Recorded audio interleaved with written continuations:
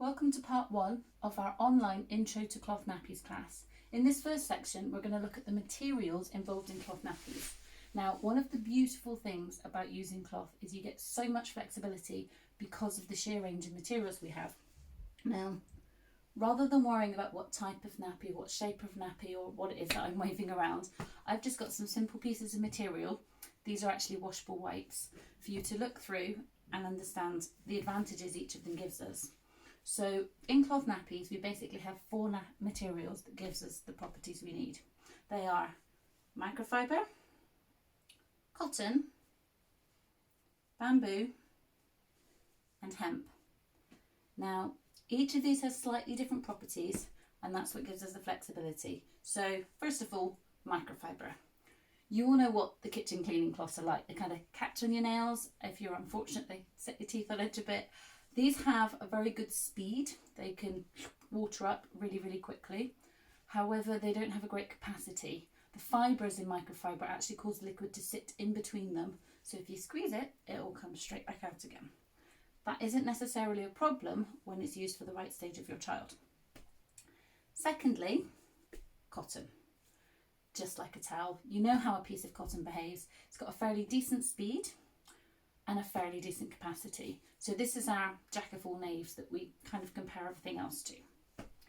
Right, thirdly, I've got 2 bamboo ones here. Now, bamboo is a viscous, so it's been used by chemicals to break down the original fibre, rewoven, and then you get this material at the end. For that reason, it's not truly natural or organic, but it can be grown in the wild in a way that is organic with no pesticides or fertilizers, and we still get to keep most of the properties of it as a result.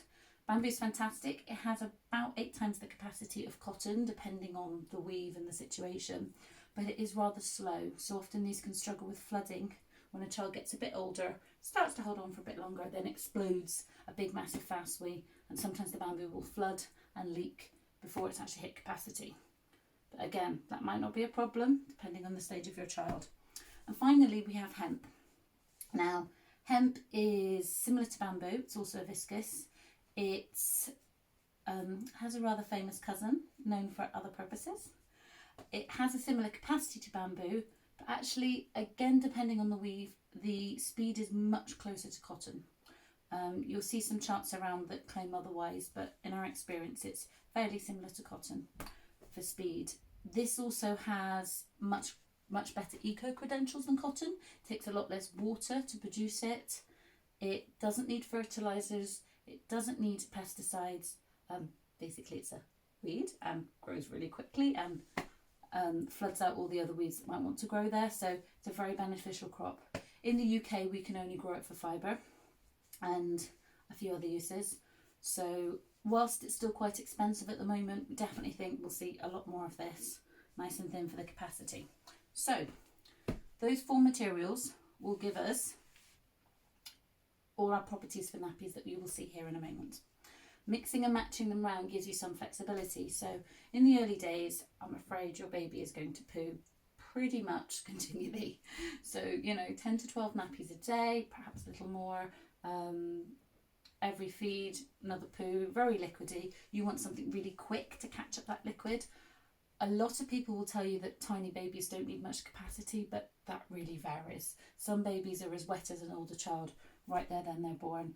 Particularly breastfed babies, it basically seems to go continually in and continually out. So just see who you get. See who your baby is, and that will help you work out what you need. So certainly we will need some speed in the early days, maybe a bit of capacity too. As children get a bit older, they tend to hold on for a bit. Then they will release perhaps a larger, faster wee less often. At that point, the microfiber often finds it can't cope, and many people will switch over to their bamboo or something like the cotton. Sometimes with the bamboo, they then find that these nappies aren't capable of holding the speed, and they still get flooding. They think, wow, I must have a really heavy wetter, and they start looking for bigger and bigger solutions. In reality, that bamboo just needs a little bit of help. So if you imagine you have an insert with a very large capacity that's a bit slow, if you take another one, like our microfiber, put it over the top, you then have a nice speedy absorbing surface nearest to your child with a big holding tank on the back. The only thing to note here though is in these systems you would not put a layer of microfiber close to the skin of your child. Reason being, it's actually very good at absorbing, and like a disposable nappy, is quite capable of absorbing moisture from the child's skin and irritating that skin. Two ways to deal with that. One, we don't ever put it directly against the skin. We'll put it inside a pocket, we'll lay a liner on top, something like that.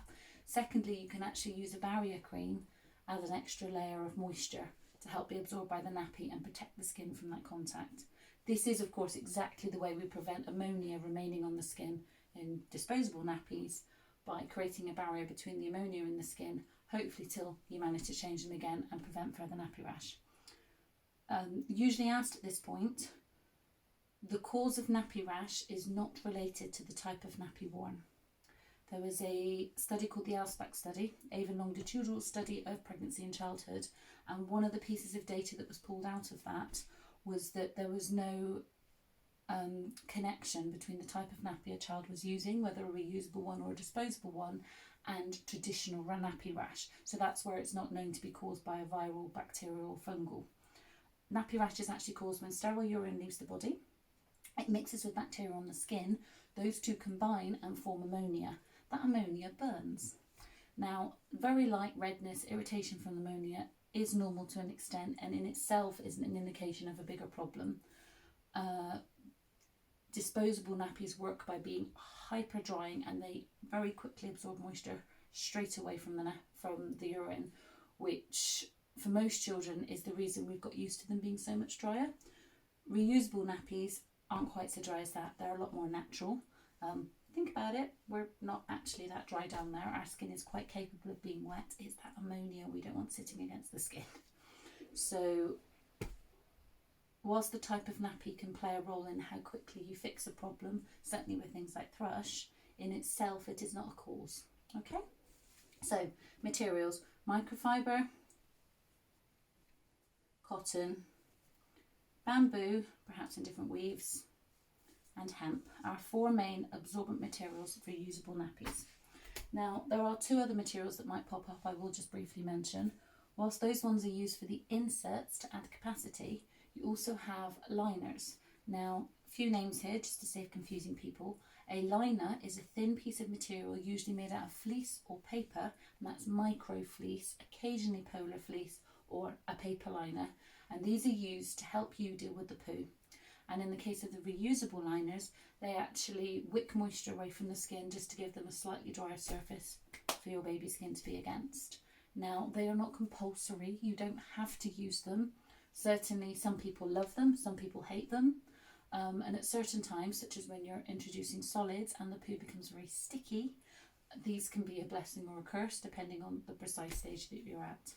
Certainly in the very early days, it is recommended to use a fleece liner to keep your baby's brand new skin that little bit drier and to help wick up all the moisture from the poo, which will all be liquid. And certainly there are some liners out there which are very, very fluffy, and the long fibres are quite helpful at stopping the poo from travelling so far. So it doesn't escape so much. So those are liners. So liners are used to prevent as much poo getting onto the nappy, keep the skin a bit dry, and in the case of paper ones, mostly just to help with the poos and the stains. Liners can be used with nappy creams. You may have already heard that most nappy creams aren't cloth nappy safe. So anything containing zinc oxide, petroleum, the traditional base creams, including some very good ones like Sudocrem, Bepanthen, Dactarin, E45, Vaseline, Metanium, all very, very good creams that have a very good time to use them when needed. Our attitude has always been, however, that the nappies serve the child. So if your child has a rash and you need that nappy cream, go ahead and use it. Just make sure there's a liner in the nappy. The liner won't get gummed up by the cream because its job isn't capacity, whereas the inserts themselves or the surface of your nappy would. So by using the liner, you're protecting them and keeping your child safe and happy, which is of course the point. So that's what liners do. Inserts are the absorbent material inside the nappy. Now in many cases that is simply a piece of material that you might stuff inside a pocket. In others, the insert might actually be the whole nappy, as in the case of this fitted, where the whole thing is an absorbent material, and you'd add a waterproof wrap over the outside. Terry squares, they're still here, and they're here for good reason, which we'll explain in the next part. But a flat of material is the insert. It's the whole nappy, but it's the absorbency. So you have liners, inserts, outers are the waterproof layer on the outside. Sometimes that can be a pocket, such as this one, where you've got a waterproof layer on the outside, a pocket inside, and you would stuff your absorbency inside that pocket. It's got a stay dry lining here, waterproof outside. That's one style of outer. Or you may have, as with this one, a completely separate piece that you will put over something else or lay your inserts inside. This material here is called PUL, or polyurethane laminate. That's a highly water resistant material. You don't actually get a waterproof material unless it's basically plastic. So this is a lightly laminated cloth. Under the right conditions of composting, it is biodegradable. It'll take a while, but nothing like the true plastics. It is extremely good at resisting liquid. They do eventually break up and come off the surface, and then we call it delamination, and they will come through. But overall, this is the main material we use as waterproofing in cloth nappies. There's a couple of varieties. You get PUL and you get TPU, but it's basically a similar idea, just a slightly different manufacturing process and method of application. The other material you will find in the nappies, such as the flats and the fitteds, which I'll describe more fully in a moment, you can also use wool. Now, wool is pretty cool for those of you that aren't vegan and are happy to use wool, and also to use lanolin. Now, lanolin is the stuff that makes a sheep waterproof, basically. It's all over the fleece, resists the rain, it helps them keep cool, helps them keep warm with the wool. We wash it off them, and then a certain well-known purple tube company use this product as a nipple cream, for which it is very, very good. But there are loads of other uses for this. It is a byproduct of the industry, so ethics aside, it's a very good way to use for other things, such as moisturising and things like that. In the cloth nappy world, we use it for wool outers. Now, these are hand knitted, these particular ones. You can get patterns online that are free to use. Some of them allow you to sell what you've produced. There's also crochet patterns for them. We call these longies. They're basically like pyjama bottoms. They will go straight over the top of a flat or fitted nappy. They're not waterproof, but they're very good at repelling liquid, especially once they've been treated with lanolin. So you need wool that's a hand wash only, basically because the chemical that we put on wool to make it superwash, to make it machine washable, resists lanolin and will stop it taking that up again. So hand wash only wool. You can buy them commercially as well as making them yourself, and you put these over the top. They can be quite stretched and still work really well. Very handy for the teeny tinies that you can't quite fit a nappy to. One of my children was a very teeny tiny crazy heavy wetter, and it got to the point that hemp terry squares and something like this, in fact these very pyjama bottoms, were the only things we could get to work on her all night long.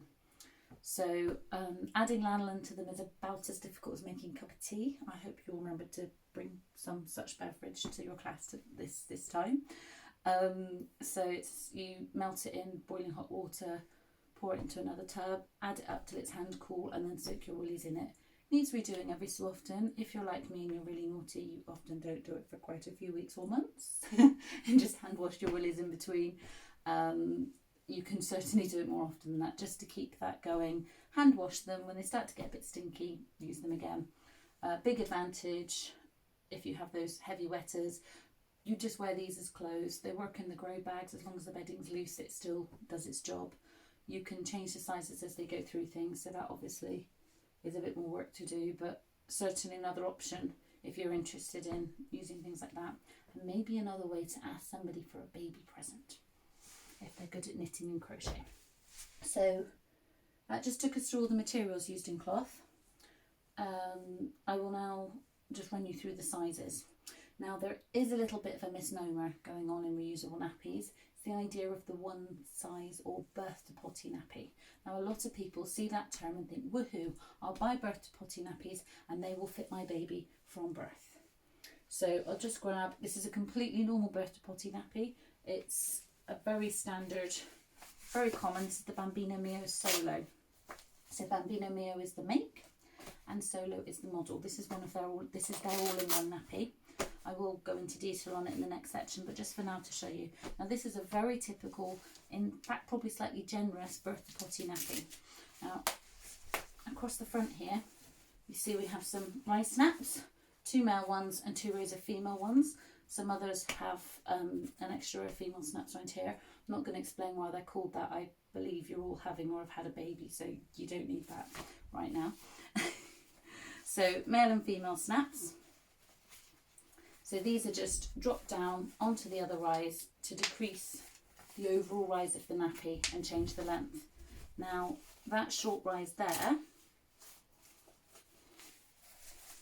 on a tiny newborn baby, if this is the bottom of their crotch, with the tip where their thighs meet their bottom under here, this is almost to their armpits.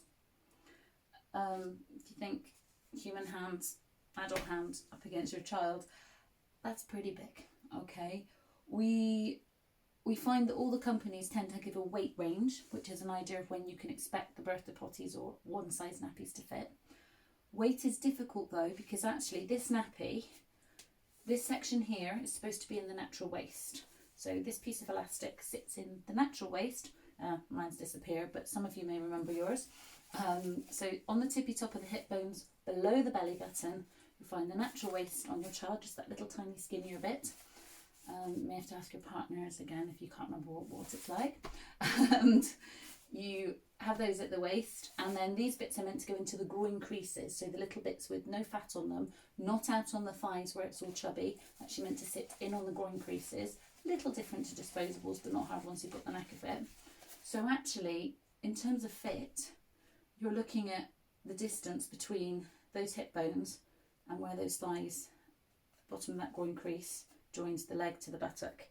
On some babies, especially little boys who obviously have a very shallow pelvis, that can be really tiny. And some, this bit here, between there and the top, you're only talking a finger on some very new babies. So you can see how a one size nappy is going to be a bit big for the vast majority at birth. So you might have a very heavy baby, you might have a baby that's very long in the leg or in the torso overall, but still find that birth to potty don't fit. It's not you didn't do anything wrong, it's just that their groin, their pelvis was a little shorter and their length was coming from somewhere else. Just like you could have a very light baby that seems to be very short in clothes but seems to fit the one size perfectly and you're not sure why. Perhaps they have a taller pelvis. So that's what we're looking at. Now in my nappy library, we found from experience that about the point that sort of 90% of the babies are going from 3 to 6 month vests over a disposable, because it's obviously a smaller fit than over cloth, into the 6 to 9 month high street vests. 90% or so of those babies will also be just starting to fit a standard birth to potty. However, there will always be those that are already in them by that point, and there will always be a few that could be well into the 6 to 9 month vests before they find those nappies truly fit, perhaps if they're particularly on the short side.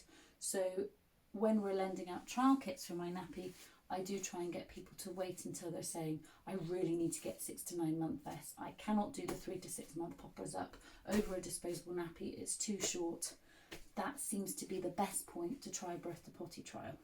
Of course, there is absolutely no reason that you cannot use those nappies earlier for yourself. If your child's particularly lightly wetting, or actually maybe they're pooing quite a lot and you're changing too often to hit the capacity, that's possibly fine. It's the leg leaks that tend to be a problem. Occasionally the ones at the back, if their body just isn't big enough to stretch those elastics out. As an alternative to the one size nappies, many companies, so this is a similar one size nappy from Tot Spots, they know it's too big, so they made you a little one.